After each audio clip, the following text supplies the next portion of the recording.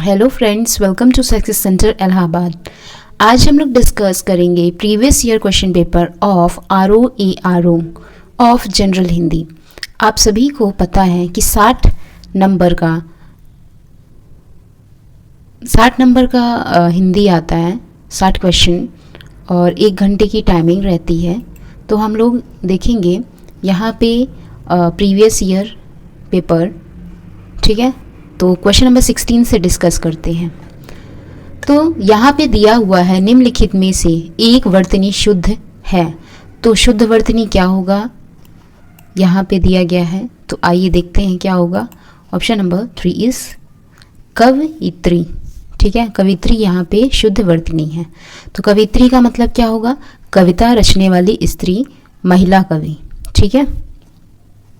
और बाकी सारे क्या है? गलत है। चलिए नेक्स्ट क्वेश्चन, क्वेश्चन नंबर 17। वर्तनी की दृष्टि से शुद्ध शब्द क्या है? तो यहाँ पे शुद्ध शब्द देखना है, तो यहाँ पे क्या होगा? परीक्षा। Option number 3 is right and बाकी अदर ऑप्शंस क्या है? गलत है। Okay, now next question, question number 18। बिना पलक झुकाए के लिए एक शब्द होगा, तो क्या हो जाएगा यहाँ पे? Option number 3 is last one is right, Nirmesh, ठीक है। बिना पलके झुकाए, तो लास्ट ऑप्शन सही है। और सारे भी ऑप्शन देख लेते हैं। जैसे चकित का क्या हो जाएगा? आश्चर्य में आया हुआ, ठीक है, उसका क्या हो जाएगा? चकित,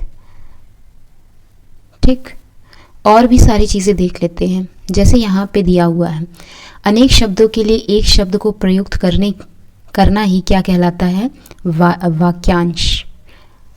ओके, अदर ऑप्शंस जैसे देख लेते हैं। जो उपकार या नेकी को मानता हो उसे क्या बोलते हैं? कृतज्ञ। दूसरे के पीछे चलने वाला अनुचर। फिर द्रुत गमन करने वाला द्रुतगामी।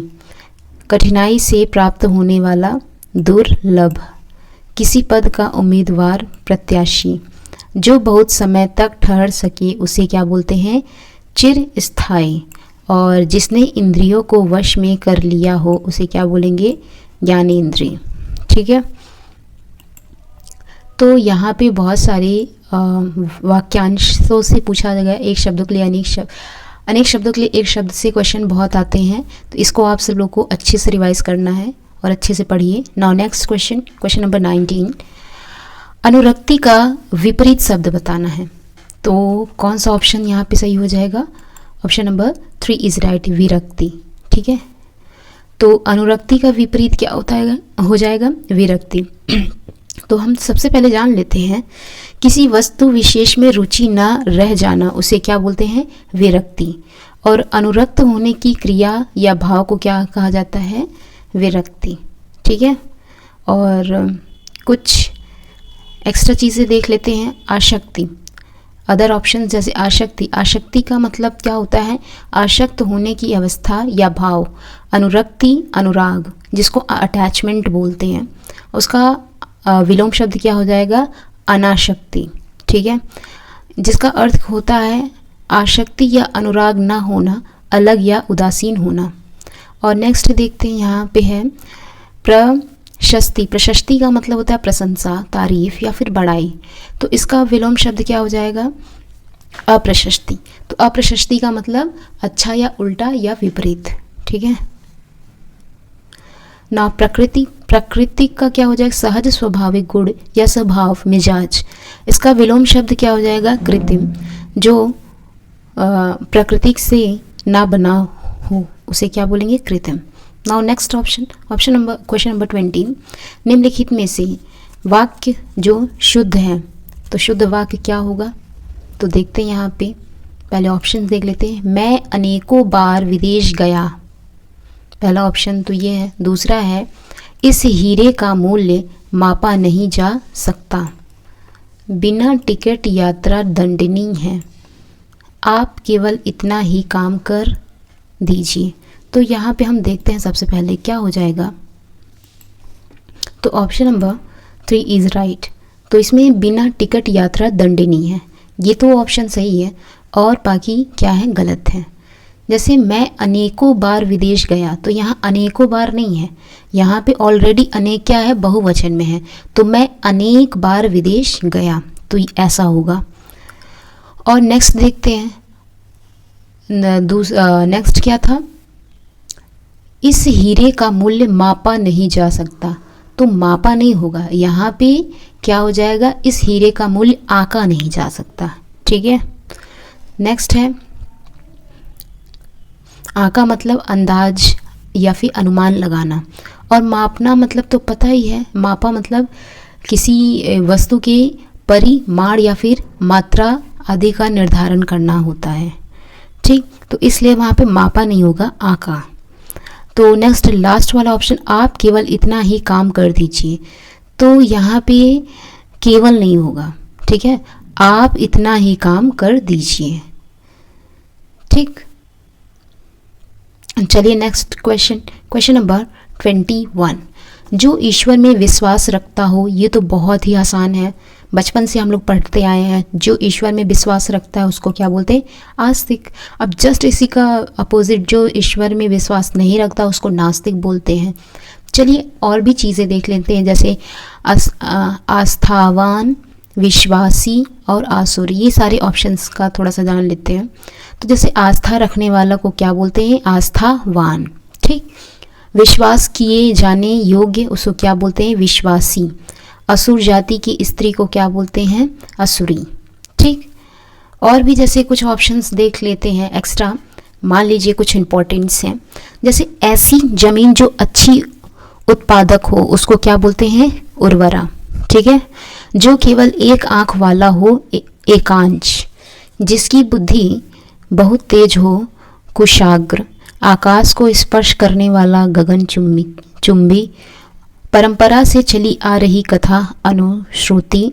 जो दूसरों की उन्नति देखकर जलता हो, ईर्ष्यालु। जिसके बारे में जानकारी ना हो उसे क्या बोलते हैं, अनजान। ठीक है, नाउ नेक्स्ट क्वेश्चन नंबर 22। निम्नलिखित में से विशेष शब्द क्या है, तो यहाँ पे विशेष शब्द क्या है, यहाँ पे लास्ट ऑप्शन इज राइट, तो मानस यहाँ पे सही है। बाकी मानस क्या होता है, मानस का मतलब होता है मन में उत्पन्न संकल्प या फिर विकल्प। मानस शब्द से मानसिक विशेषण शब्द बना है। ठीक है, विशेषण तो सभी को पता है क्या होता है, जो शब्द संज्ञा या सर्वनाम की विशेषता बताते हैं उसे विशेषण शब्द कहते हैं। यहाँ जैसे मानस को हम लोग उपयोग में ला जा सकते हैं, जैसे तुम्हारे मानस शब्द का अपहरण हो गया। ठीक, और इसी मानसिक का जो है, मानसिक का भी हम लोग यूज़ कर सकते हैं, जैसे वह मानसिक तौर पर बीमार लड़का है। ठीक, अच्छा अदर ऑप्शंस जैसे विपन्न, वादी, विशिष्ट, ये सारे क्या हैं, यहाँ पे विशेषण शब्द हैं। ठीक है, अच्छा यहाँ पे है विपन्न। विपन्न मतलब क्या होता है, गरीब, निर्धन, भाग्यहीन। वादी का मतलब होता है वक्ता, बोलने वाला, किसी वाद से संबंध रखने वाला। विशिष्ट का जिसमें किसी प्रकार का अनूठापन हो। चलिए सबसे पहले अब जान लेते हैं, विशेषण जिस संज्ञा या सर्वनाम शब्दों की विशेषता बताता है उसे क्या बोला जाता है, विशेष्य कहा जाता है। ठीक है, जैसे जयपुर अच्छा या फिर स्वच्छ शहर है, तो यहाँ पे जयपुर व शहर विशेष्य और स्वच्छ जो है क्या है, विशेषण है। ठीक, और विशेषण तो आप लोग को पता ही है। चलिए नेक्स्ट क्वेश्चन, क्वेश्चन नंबर 23। अनुग्रह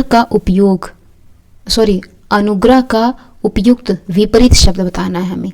तो अनुग्रह का विपरीत शब्द क्या हो जाएगा, ये बहुत ही आसान है, अनुग्रह का विग्रह।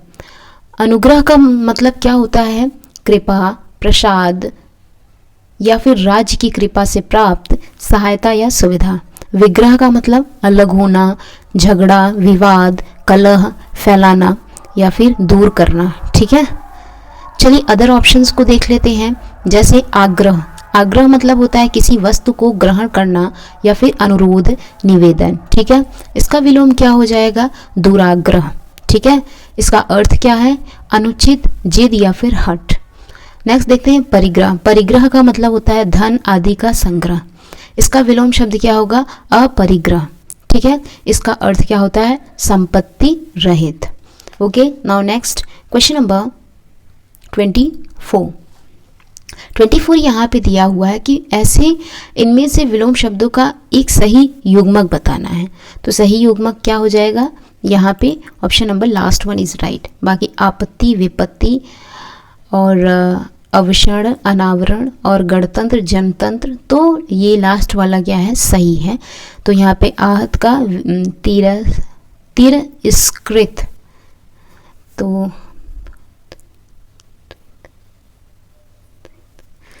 चलिए आहत है कि आदृत है, और तो इसका मतलब होता है आदर किया या पाया हुआ, सम्मानित या फिर प्रतिष्ठित। तिरस्कृत मतलब जिसका अनादर किया गया हो वो क्या हो जाएगा, अनाहित। तो अदर ऑप्शंस को देख लेते हैं, जैसे आपत्ति। आपत्ति का अर्थ होता है दुख व अचानक या अचानक गिरने वाली विपत्ति, ठीक है, आफत या फिर मुसीबत। तो इसका विलोम क्या हो जाएगा, अनापत्ति, ठीक। तो और जिसका अर्थ क्या होता है, जिससे प्रसन्नता की अनुभूति हो। चलिए नेक्स्ट, गणतंत्र। तो गणतंत्र का मतलब सभी को पता है, ऐसा शासन जो देश की जनता के प्रतिनिधियों द्वारा चलाया जाता है, जनतंत्र या फिर लोकतंत्र। तो इसका विलोम शब्द क्या हो जाएगा, राजतंत्र, ठीक है, जैसे राजा का शासन। अब नेक्स्ट ऑप्शन क्या है, आवर्षण, ठीक है। आवर्षण का अर्थ होता है वर्षा का ना होना या फिर सूखा, ठीक है। तो इसका विलोम शब्द क्या होगा, अनावर्षण, ठीक है।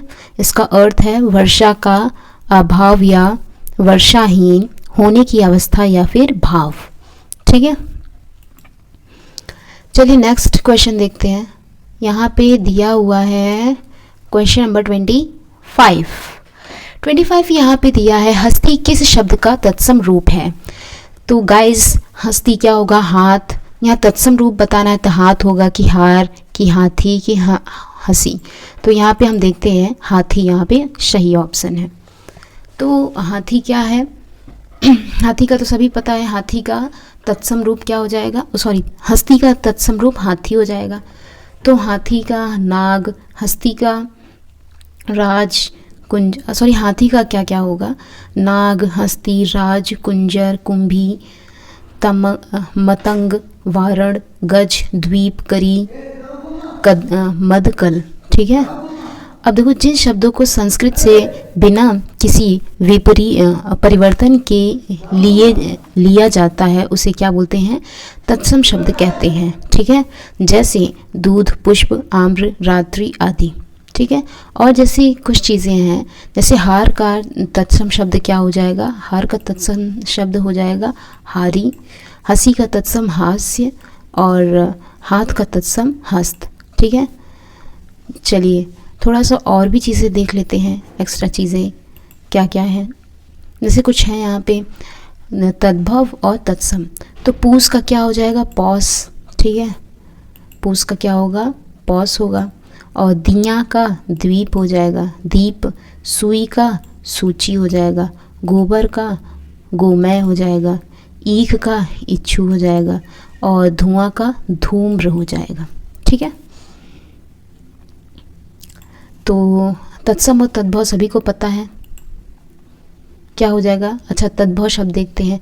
तद्भव मूल भाषा संस्कृत के वे शब्द जिनका हिंदी में रूप परिवर्तन हो गया हो उसे क्या बोलते हैं, तद्भव शब्द कहते हैं। जैसे फूल, फल, दूध, आम, रात आदि, ठीक है। अब चलिए नेक्स्ट क्वेश्चन नंबर 26 दिया है, आधुनिक का विलोम। आधुनिक का विलोम क्या है, प्राचीन, ठीक है। आधुनिक शब्द आधुनिक वर्तमान समय या युग का, समसामयिक या फिर सांप्रतिक, हाल का या फिर आवर्चीन, ठीक है। तो प्राचीन का मतलब जो काफ़ी साल पहले अस्तित्व में आया हो या फिर पुरातन या फिर पुराना, ठीक है। नेक्स्ट देख लेते हैं समचीनी। समचीनी का मतलब क्या होता है, समचीन, यथार्थ, उचित, ठीक, और या फिर न्याय संगत, तर्कबद्ध, समयोचित। इसका विलोम क्या होगा? असमीचीन, जो प्रासंगिक या समीचीन ना हो, अनुचित या फिर अयुक्त। ठीक है, और बहुत सारे हो गए विलोम शब्द, जैसे दिया हुआ है नूतन, नूतन का क्या हो जाएगा? पुरातन। जागरण का शायन, विधि का निषेध, मूक का वाचाल, सगुण का निर्गुण, उपकार का अपकार, शाश्वत का क्षणिक, अकाल का शुकाल, सक्रिय का निष्क्रिय, आशक्त का अनाशक्त। ठीक है, ये सारे ऑप्शंस सही ना, मतलब थोड़े बहुत दिए हैं विलोम शब्द। चलिए नेक्स्ट क्वेश्चन देखते हैं। Where gone next.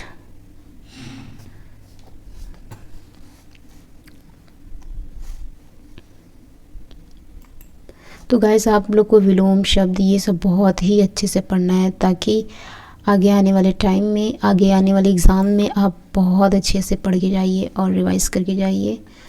और विलोम शब्द वगैरह तो आप जो है पेन कॉपी लेकर अच्छे से उसको लिख के याद करिए। चलिए नेक्स्ट क्वेश्चन देखते हैं। कौन सा क्वेश्चन है? ये क्वेश्चन नंबर 27 है। तो 27 में क्या पूछा गया है देखते हैं। जो युद्ध में स्थिर रहता हो, ये तो बहुत ही सिंपल है, आप लोग बचपन से पढ़ते आ रहे हैं, युधिष्ठिर। तो ऑप्शन नंबर 3 इज़ राइट। जो बचपन से बचपन से कह रहे हैं, जो युद्ध में स्थिर रहता है उसे क्या बोला जाता है? युधिष्ठिर। ठीक है, तो और देख लेते हैं। यहाँ पे युद्ध का मतलब होता है रण, जंग, समर, लड़ाई, संग्राम, द्वंद्व, संघर्ष। ठीक है, और सारे देख लेते हैं कुछ एक्स्ट्रा एडिशनल इन्फॉर्मेशन। जो साधा नहीं जा सके उसे क्या बोलते हैं? असाध्य। ठीक है, पहाड़ के ऊपर की सपाट जमीन को क्या बोलते हैं? आदित्य का। ठीक है, जो दूसरे की उन्नति देखकर चलता हो, ईर्ष्यालु। जिसने अपना ऋण पूरा चुका दिया हो, ऊऋणी। अपने लिए किए हुए उपकार को याद करने वाला को क्या कहा जाता है? कृतज्ञ। जहाँ धरती और आकाश मिलते हुए दिखाई देते हैं, क्षितिज। लंबे समय तक जीवित रहने वाला को क्या बोला जाता है? Chiranjeevi. Okay, now next question number 28। जीव का पर्यायवाची, ये तो सभी लोग को पता है। तो जीव का पर्याय रसना। ठीक है, और भी चीज़ें देख लेते हैं, जैसे और भी जीवा हो गया, रसज्ञा हो गया, चंचला हो गया। वचन का पर्यायवाची शब्द क्या क्या होंगे? जैसे वाक्य, वाणी, बोली, आश्वासन, वादा, प्रण, प्रतिज्ञा। ठीक, और ध्वनि का क्या होगा? नाद, रव, स्वर, ताल, आवाज़। जीव का क्या हो जाएगा? रूह, प्राण, आत्मा, जीवात्मा। ठीक है, और बहुत सारे यहाँ पे दिए हुए हैं, जैसे कुछ इम्पोर्टेंट है। जैसे सांप का है सांप, सर्प, सांप, अही, भुजंग, विषधर, व्याल, फड़ी, उरग, नाग। सिंह का जैसे शेर, वनराज, शार्दुल, मृदराज, पंचमुख, मृगेंद्र, किशेरी, केहरी, केसी, महावीर। पक्षी का विहंग, खग, पेरुखा, चिड़िया, अंडज, पतंग, द्विज। ऐसे बहुत सारे हैं, इसको आप सब लोग अच्छे से पढ़ते जाइए। चलिए नेक्स्ट क्वेश्चन नंबर 29 पे चलते हैं। यहाँ पे दिया है प्रताप सिंह का घोड़ा काला है। तो इसमें हम लोग को काला का विशेषण की दृष्टि से कौन सा विशेषण है? तो यहाँ पे ऑप्शन नंबर 3 इज राइट, विधेय विशेषण। ठीक है, आखिरकार विधेय विशेषण क्या होता है? जो विशेषण विशेष और क्रिया के बीच आए उन्हें क्या बोला जाता है?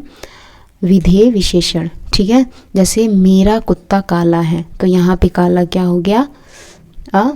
विशेषण। तो यहाँ पे काला विशेषण है, जो कुत्ता क्या है? एक संज्ञा है, और है क्या है? क्रिया है। इनके बीच में काला है, तो ये क्या हो गया? विधेय विशेषण। Okay, now next question number 30 में दिया है प्रयागराज में 10वां व्यक्ति कोरोना पीड़ित है। तो इसमें 10वां शब्द क्या है? तो कौन सा विशेषण होगा? ये तो बहुत इजी है। इसमें क्रमवाचक विशेषण। क्रमवाचक विशेषण क्या होते हैं? ये तो सभी लोग को पता है, नहीं पता है तो आइए डिस्कस करते हैं क्या होगा। क्रमवाचक विशेषण वे विशेषण जो वस्तुओं या व्यक्तियों को क्रम का बोध कराए। ठीक ठीक है। जैसे पहला, दूसरा, चौथा, आठवां, 10वां, ये सारे क्या हो गए, क्रमवाचक विशेषण। तो विशेषण टॉपिक्स, तो आज के क्वेश्चन में हम लोग ने क्वेश्चन नंबर 30 तक डिस्कस किया। इसमें ज़्यादातर आपने देखा पर्यायवाची पूछा, ठीक है, पर्यायवाची, विलोम और विशेषण, ठीक है, और वाक्यांश पूछा है। तो आप सब लोग सारे पे नहीं जाना है, ये सब बेसिक हिंदी है, एकदम जनरल हिंदी में। तो अच्छे से रिवाइज़ करिए और प्रीवियस ईयर क्वेश्चन पेपर लगाते जाइए। तब तक हम मिलते हैं नेक्स्ट वीडियो में। बाय बाय, टेक केयर, जय हिंद। और चैनल को तब तक लाइक करिए, सब्सक्राइब करिए, शेयर करिए। ओके फ्रेंड्स, जय हिंद।